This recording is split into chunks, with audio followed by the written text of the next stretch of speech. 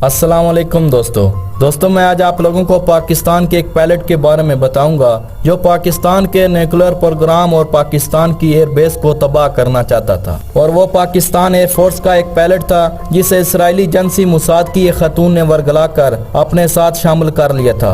अब इसके ज़िम्मे ये काम था कि पाकिस्तान की एयरबेस से वो एक त्यारा उड़ाए और क्योटा पर बम गिरा के पाकिस्तान का एटमी प्रोग्राम तहस नहस कर दे।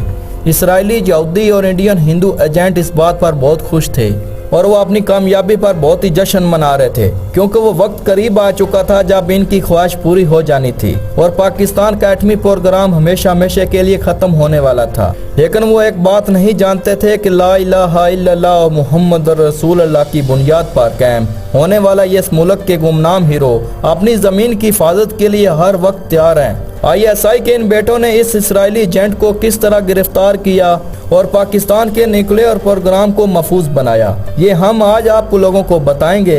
नाज़रीन मोहतरम, ISI के मेजर रिटायर्ड आमर ने भारत और इसराइल की इस साजिश को किस तरह बेनकाब किया, इस बारे में उन्होंने बताया कि इस वक्त मैं ISI इस्लामाबाद स्टेशन में चीफ था।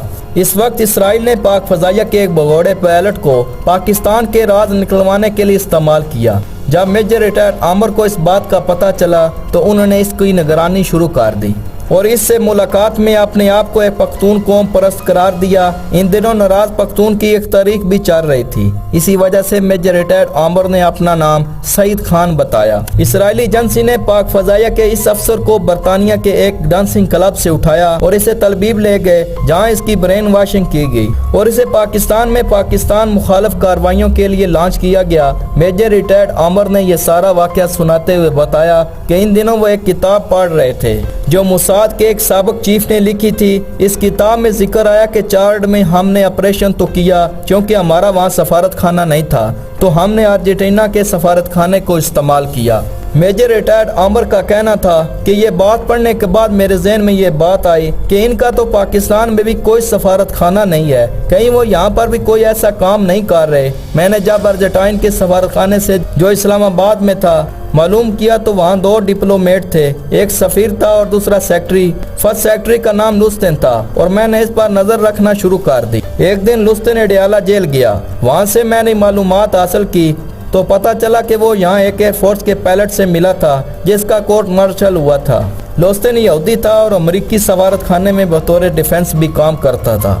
इस तरह एक कड़ी मुझे मिल गई। जब पायलट रिहा होकर जेल से बाहर आया तो मैंने इसके पीछे एक आदमी को लगा दिया जिसने इसे मेरे बारे में बताया कि ये एक पख्तून है जो फौज से नाराज है। मेजर रिटायर्ड आमर ने कहा, मैंने 2 साल इसके साथ काम किया और वतन अजीज के खिलाफ इसराइल और भारत का प्लान बेनकाब कर दिया। दोस्तों, ये कोई पहला वाकया नहीं था कि जब इसराइल और इंडिया ने मिलकर पाकिस्तान के एटमी प्रोग्राम को ख़त्म करने की साजिश ना की हो। ISI के गुमनाम हीरो इसलिए चौकन्ने और होशियार थे कि इससे कबल भी इसराइल और इंडिया ऐसी हरकत कर चुके थे। ये 80 की दहाई का दरमियानी अरसा था। इंडियन गुजरात के हमानगढ़ एयरबेस पर इसराइली जहाज़ों का एक स्क्वाड्रन पाकिस्तान के क्योटा एटमी प्लांट पर हमला करने के लिए तैयार था।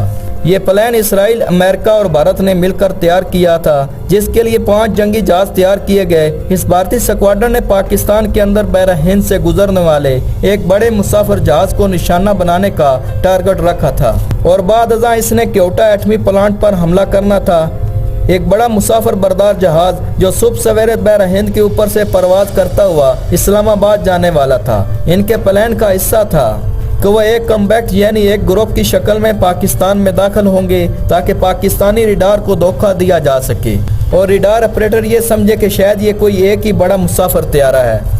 फिर ये लोग क्योटा पर बमबारी करके इसको तबाह कर देंगे और वहाँ से सीधे जम्मू कश्मीर जाकर रफोलिंग करेंगे और निकल जाएंगे। बताया जाता है कि इस हमले की इतला जनरल ज़ियाउल हक को पाकिस्तान की किसी शख्सियत ने दी थी।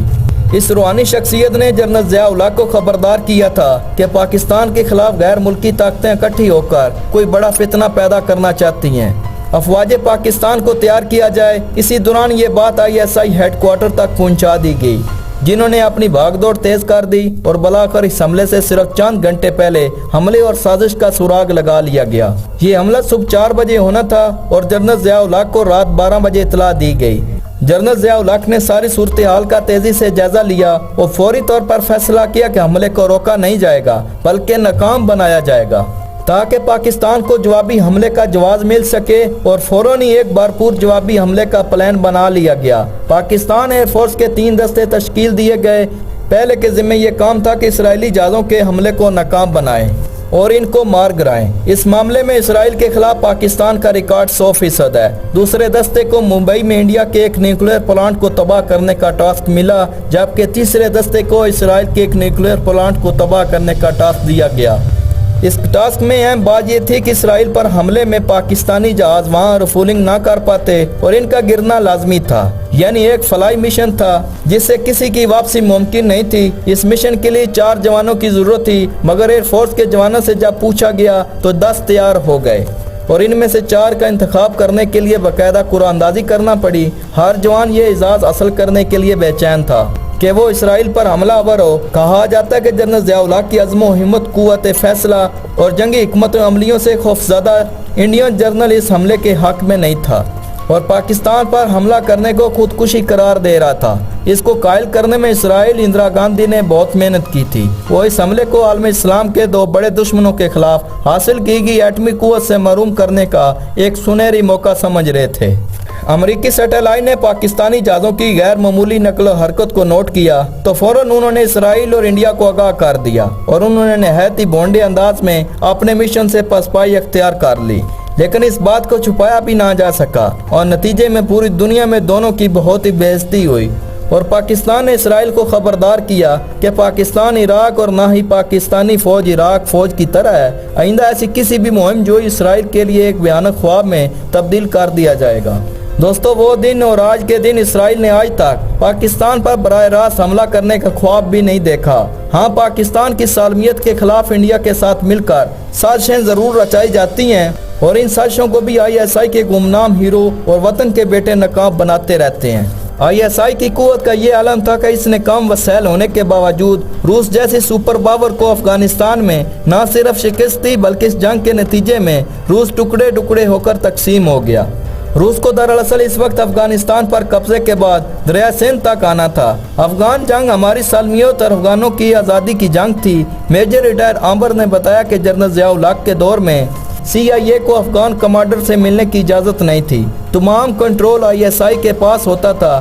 CIA کا پیسہ ہم لے کر آگے تقسیم کرتے تھے، لیکن جنرل ضیاء الحق کے بعد CIA یہاں پوری طرح داخل ہو گئی۔ ہم نے گل بدین حکمت یار، احمد شاہ مسعود پیر گیلانی اور صیغت اللہ وغیرہ کے ساتھ زیادتی کی۔ جنرل اسد نے گل بدین حکمت یار کو کالر سے پکڑا تو حکمت یار نے سے کہا کہ پاک فوج کی وردی پہنی ہے، اس کو دعا دو، ورنہ میرا کالر پکڑنے پر تمہارا جو حال ہوتا وہ پوری دنیا دیکھتی۔ میجر ریٹائر عامر کا کہنا تھا کہ پاکستان نے نہیں بلکہ امریکہ نے پاکستان کے ساتھ ڈبل گیم کھیلی ہے۔ پاکستان نے امریکہ کی افغانستان میں ہر ممکن مدد کی، لیکن بدلے میں امریکہ نے افغانستان میں انڈیا کو بٹھا دیا۔ ہر بیار مری اور بربا مداق بوٹی کی ٹریننگ کیمپ کھلوائے اور بلوچستان میں علیحدگی کی تاریخ شروع کروا دی۔ ان کا کہنا تھا کہ اب وقت آ چکا ہے کہ پاکستان کے تمام لوگ ایک دوسرے کے خلاف ملک دشمن ہونے اور غداری کے فتوے لگانے کے بجائے ایک ساتھ مل کر پاکستان کے خلاف ہونے والی سازشوں کو ناکام بنائیں، ورنہ آج بھی اسرائیل، انڈیا اور امریکہ وغیرہ پاکستان کی سالمیت کے خلاف اسی طرح سازشیں کرتے رہیں گے جس طرح اس سے پہلے ماضی میں کی جاتی تھی۔ تو ناظرین محترم، یہ تھی ہماری آج کی ویڈیو جس میں ہم نے آپ کو بتایا کہ کس طرح اسرائیلی ایجنسی موساد نے اپنی ایک خاتون کو استعمال کرتے ہوئے پاک فضائیہ کے ایک پائلٹ کو ورگلایا اور اسے موساد کا ایجنٹ بنا دیا اور اس کے ذمہ یہ کام لگایا کہ وہ کیوٹا پر بم گرا کر پاکستان کا ایٹمی پروگرام ہمیشہ ہمیشہ کے لیے ختم کر دے۔ مگر ISI کے گمنام ہیرو اس آپریشن کو کس طرح ناکام بنایا اور حملے سے پہلے ہی اس پوری سازش کو تباہ کر دیا۔ تو دوستو، یہ تھی میری آج کی ویڈیو۔ امید کرتا ہوں آپ لوگوں کو یہ ویڈیو اچھی لگی ہوگی۔ تو میری آپ لوگوں سے درخواست ہے کہ میری چھوٹی سی ویڈیو کو لائک، شیئر اور سبسکرائب کریں اور ساتھ ہی بیل آئیکن کو دبا دیں تاکہ ہر نئی آنے والی ویڈیو کا نوٹیفیکیشن آپ تک پہنچتا رہے۔ تب تک اجازت دیجیے گا۔ اللہ نگہبان۔